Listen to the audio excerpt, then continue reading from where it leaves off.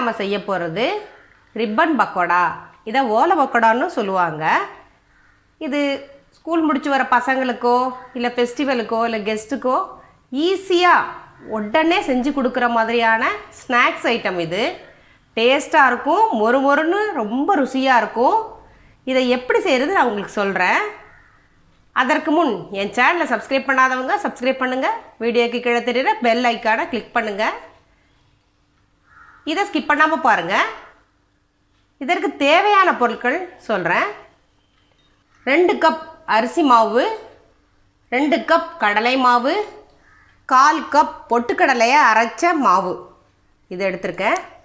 1:1 ரேஷியோவில் அரிசி மாவும் கடலை மாவும் எடுத்துக்கணும். 1/4 பங்கு பொட்டுக்கடலை மாவு எடுத்துக்கணும். இது மொறுமொறுப்பாக வர்றதுக்காக சேர்த்துக்கிறேன். 1 ஸ்பூன் மிளகாய்த்தூள், பட்டர் லைட்டாக உருக்கி வச்சுருக்கேன், கட்டியாக இருந்ததுனால 2 ஸ்பூன் எடுத்துக்கணும் பட்டர். 1/2 டீஸ்பூன் பெருங்காயத்தூள், 1/2 டீஸ்பூன் உப்பு, சூடான எண்ணெய் 2 ஸ்பூன் எடுத்திருக்கேன். 1 டம்ளர் தண்ணி எடுத்து வச்சுருக்கேன். இந்த மாவை பிசைகிறதுக்கு தேவையான அளவுக்கு தெளித்து பிசையணும், அதற்காக எடுத்திருக்கேன். இதுதான் இதற்கு தேவையான பொருட்கள். இப்போ நம்ம எப்படி செய்கிறதுன்னு பார்க்கலாம். ஒரு பாத்திரத்தில் எல்லாத்தையும் போட்டு கலந்துக்கலாம். முதல்ல பச்சரிசி மாவு எடுத்துக்கிட்டேன், 2 கப் அளவு. 2 கப் கடலை மாவு,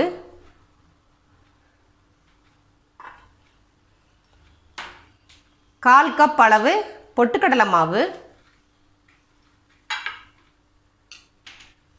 மிளகாய்த்தூள் 1 ஸ்பூன், உப்பு, பெருங்காயத்தூள். இதை முதல்ல நல்லா ஒன்றா கலந்துக்கணும், கட்டி இல்லாமல் கலந்து விட்டுக்கணும்.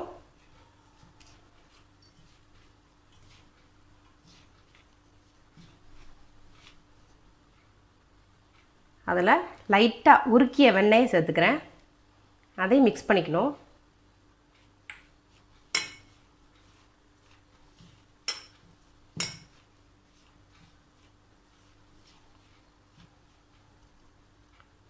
இப்போது தண்ணியை தெளித்து பிசையணும். சப்பாத்தி மாவு பதத்துக்கு பிசைஞ்சு எடுக்கணும்.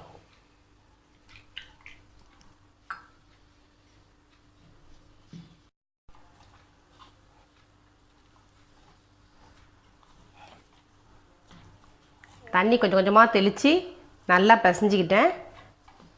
இதில் சூடான எண்ணெயை கலந்துக்கணும்.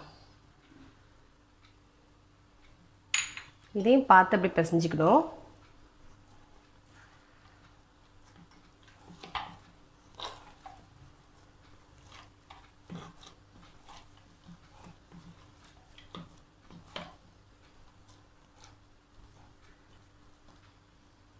இப்போது ரிப்பன் பக்கோடாவுக்கு மாவு தயாராகிடுச்சு. இது மாதிரி முறுக்கு அச்சில் இதுபோல் தட்டை ஃபிக்ஸ் பண்ணிக்கோங்க. இதுதான் ரிப்பன் பக்கோடாவுக்குரிய அச்சு தட்டு. இதை உள்ளே போட்டுக்கணும். போட்டு இதில் சுற்றிலும் ஆயில் தடவிடணும். தடவிட்டு இந்த மாவை உருட்டி உள்ளே போட்டு புழிஞ்சு எடுக்கணும். பேனில் எண்ணெய் ஊற்றிருக்கேன், எண்ணெய் காஞ்சிருச்சு. இப்போ இந்த மாவை பாருங்கள், போட்டுட்டு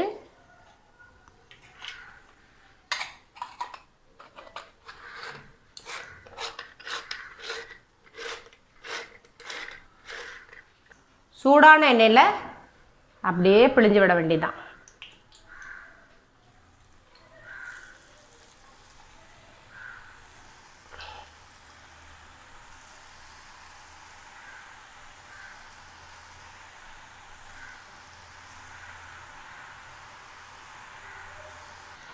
இந்த மாதிரி கம்பி யூஸ் பண்ணிங்கன்னா ஈஸியாக இருக்கும்.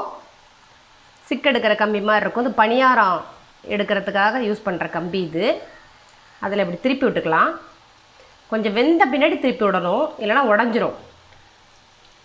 ஆயிலை கொஞ்சம் நல்லா ஹீட் பண்ணிக்கோங்க. இது பிழிஞ்சு விடும்போது மீடியம் ஃப்ளேமில் வச்சுக்கோங்க, இல்லைனா கருகிரும்.